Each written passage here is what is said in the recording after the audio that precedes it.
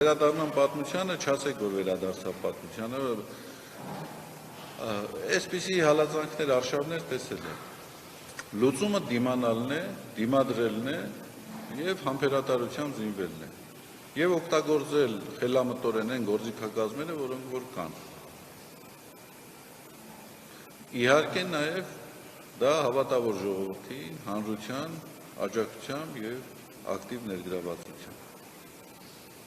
Ես պատրաստի դեղատոմսեր չունեմ, որ ասեմ այսա անենք, այսա անենք, այսա անենք, սա գլոբալ խնդիր է, միայն եկեղեցու դեմ իրականացվող արշավի խնդիր չէ, հիմա վերջին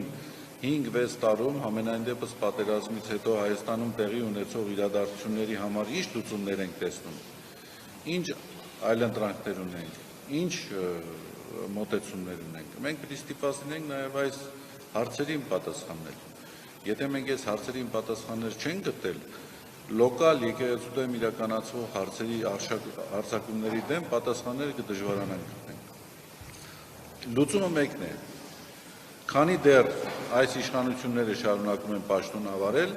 մեր երկրում պիտի շարունակի ներքին պառակտումը, մեր երկրում շարունակվելու է անհամերաշխությունը, արտաքին սպառնալիքների աճը և Հայաստանի ու հայ ժողովրդի արժանապատվության կորուստը։ Լուծումը այս իշխանությունների օրակարգից հրաժարումն է։